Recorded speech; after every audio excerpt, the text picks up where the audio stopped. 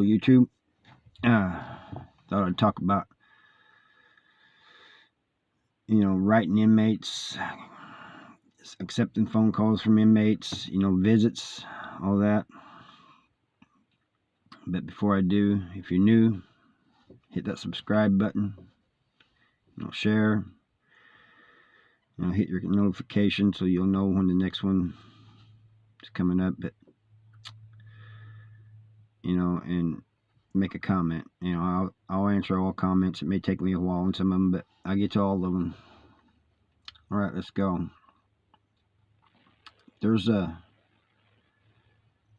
I'm often asked if prisoners, if it helps them getting letters and stuff, having contact, and it does for most of them. There's a few that, like most of these are people with life sentences. They ain't getting out. They don't want no contact, because they just don't want to deal with the emotions and stuff, So they cut off their family, friends, and all that, phones, visits, all that. They don't want none of it. But most enjoy getting letters. When I was in there, it wasn't emails until the very end, and then you had to go to a kiosk. But it was handwritten letters, and I remember everybody looked forward to getting letters. And most people did. And and they was always happy when I got a letter. A guard came by and stuck an envelope through the door, or and there's always like, oh man, if he went by, oh man, nobody loves me today, that kind of thing. But you have some that are not grateful at all. I've seen people on the phones just cussing out their people, send me that money, and just calling them bad names and stuff, I need that money. Here's the thing. You put yourself in prison, and well, in most cases you did. In some cases, you may be innocent, or you might have been set up or whatever. But majority of the time, most of the time, you put yourself in prison, and these people that are sending you money, writing you and everything, they don't have to do that.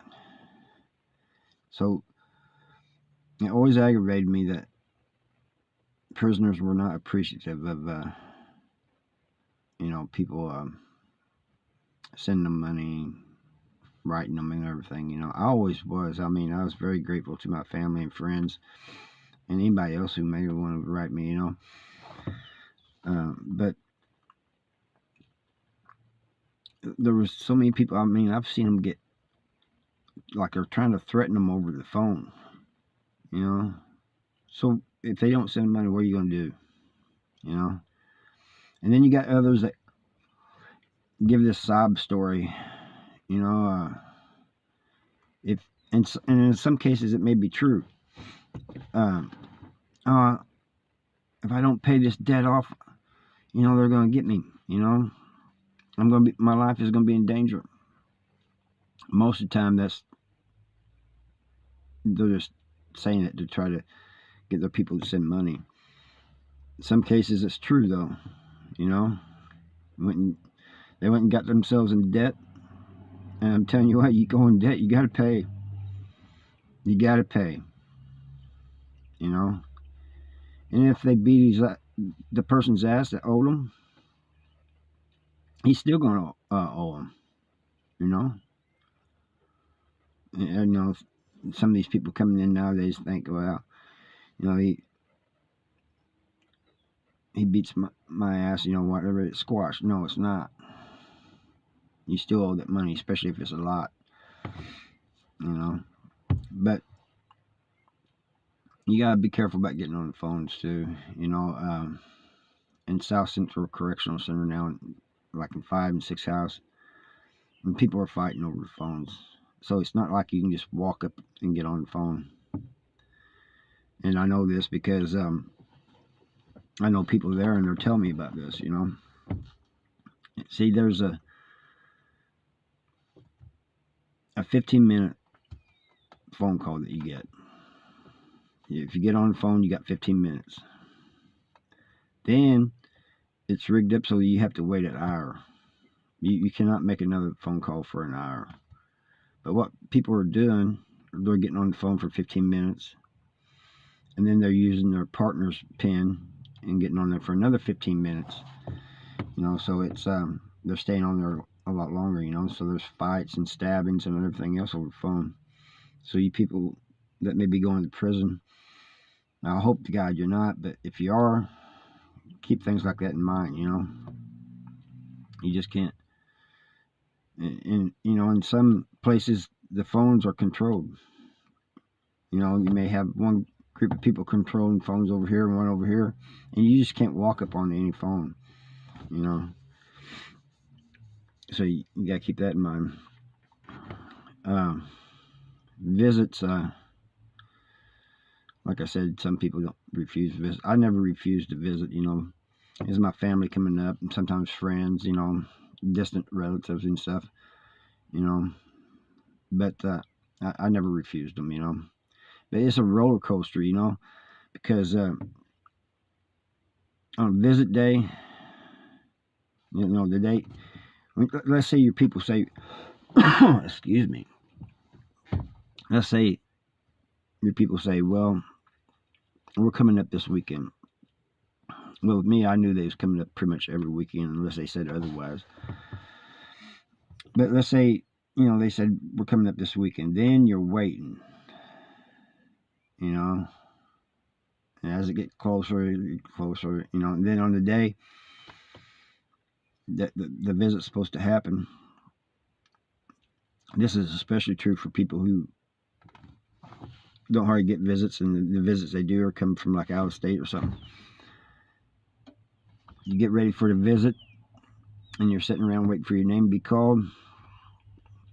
You're all anxious, and you're kind of worried because you're nervous and stuff, because what if something happened? What if for some reason they couldn't make it? It's not like you can just message them on a phone or anything. Well, unless you have one, but in most cases you can't.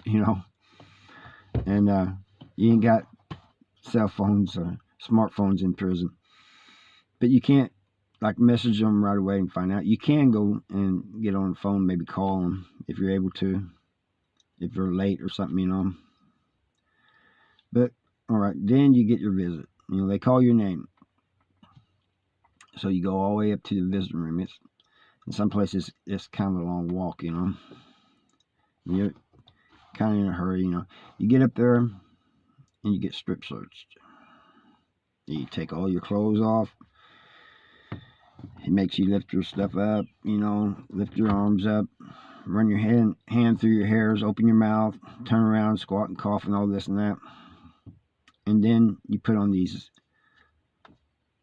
visiting room clothes. It's for visiting, You got a little place to put your clothes, And then they give you sandals, or shower shoes, We call them shower shoes, And you go out there and see your people, And you're all happy, you hugging one another, maybe a brief kiss, whatever. You enjoy your visit, but you're sitting there and most people stay the whole time, which is in Missouri is most of the prisons is a few hours, And you're sitting on these hard chairs and stuff, and by the time, and you got these bright lights, in the ceiling. Some people say it hurts their eyes. It's never bothered mine. It's never gave me a headache or anything like that, but some people said the lights bother them. But I never had no problems with it. But then it comes time to leave. That's usually the hardest part. So you leave, you know, they get up and leave, and you say your goodbyes and everything. Then you go back to your cell. And if you're cool with your cellie, he'll probably ask you about your visit, and you tell him, you know. And then you feel tired. I always did. I always felt exhausted. And if there's a food visit day, food visits is when your people can bring food in, but it's got to be in see-through containers. It's only 4 containers, and they can bring food in. And I think it's like 4 times a year. And you get stuffed, you know. And so if you have one of those and you come back, you not only are you tired, you're just stuffed, you know, and you just want to lay down. But you'll tell your cellie about your visit, you know, if he asks, you know. If you're not cool with him, you probably won't say nothing. But for people who are writing, you know, looking for a pen pal, you know, I'm going to tell you that most people will write back, and most will appreciate the letters or the email or whatever, you know. And but you got some that are just, they're not, you know, they're trying to play games, they're trying to get money and stuff, you know. So you got to be careful, and they'll play all kinds of tricks, you know. Like I said, they'll say that their life is in danger, or they may say something like, I broke my cellie's TV and I got to pay for it. Here's the thing you got to know about that. At least in Missouri, an inmate, a prisoner cannot buy another prisoner a TV with money on his books. It's got to, the person who's wanting the TV has to have the money on his books. So if somebody's telling you, I broke my cellie's TV and I need money so he can buy another one, it don't fly, because he's just wanting the money for himself, because he's not going to be able to buy his cellular TV unless it's, you know, he buys it from another inmate, you know, which is against the rules, and they have to get their name and everything redone on it, you know. So you gotta be careful about that, you know. And personally, if I may make in my opinion, if I may say something, for those of you who are, you know, have a loved one in prison and he's talking bad to you on the phone or something, you know, cussing you out and stuff, I wouldn't go for that. I really wouldn't, because he doesn't appreciate you, you know. I mean, the first time he does it, I may give him a chance. You know, maybe he's having a bad day or something. But if he continues to do stuff like that, no, I'll just cut him off. Now, I can't understand a prisoner being mad if it's his own personal money that he has out there and nobody's sending it to him. I mean, I can understand that, you know. He's wanting his money, you know. But if he's getting mad because people are not sending their own money to him, no, no. You're lucky they're even sending you anything. You're lucky you're getting visits from them, you know, letters, whatever, you know. And about the letters, I don't know how the email thing goes now, really, because, you know, it pretty much started after I got out in 2016. But with letters, you had people that as soon as they got a letter from somebody, they was writing them back. I mean, they was immediately. They couldn't wait. They send it back off, you know, and they appreciated it. You know, they loved the letter. You know, they was happy. Then you have others that, it's kind of funny because they'll get a letter from somebody and put off writing them back as if they're too busy. Can't understand that one, but you can't be too busy. You know, there's always time. But they keep putting it off, and then they'll say, all of a sudden one day they'll say, I wonder why I haven't heard from so-and-so. Well, maybe because you haven't answered the last letter you got from that person, you know? And then you have, I got to tell a story. I should have started this out with this story, but when I first got to the Walls, you know, got settled in, got knowing people and stuff, you know, old heads was schooling me on how to do time and everything. Well, some of these old heads, and when I mean old heads, I don't mean because they already had a lot of time in it. I mean because they was starting to get old, like I am now. But they and this is back when we had poor Polaroid pictures, you know, so they wasn't the best, you know. But these guys would pay me. They would buy the picture ticket, and pay me also to have a photo taken. And what they was doing was send them to these, you know, they'd find some woman that wanted to write somebody in prison, and young woman, and they'd send this picture to them saying it was them, you know.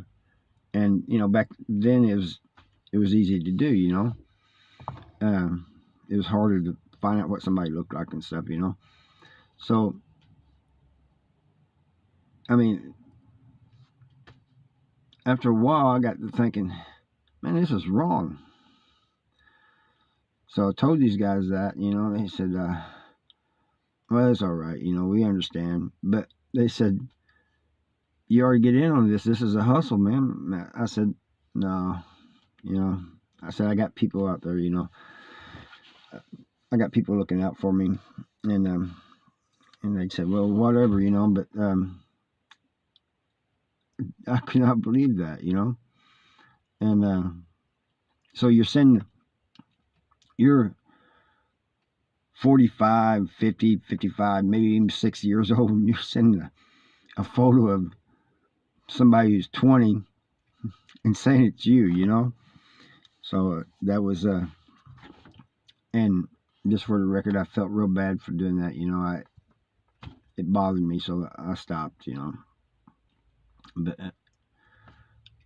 I'm sorry for doing that, you know. I feel bad about it.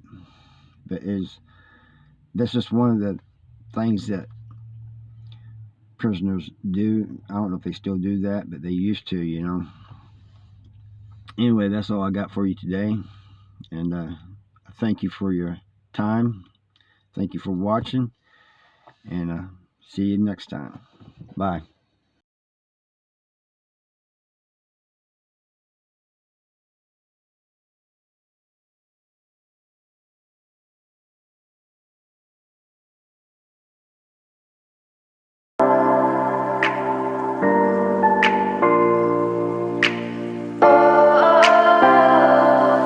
We are dreaming in the dark. We are nothing more than dust. Search but you stay lost. We are reaching for the stars.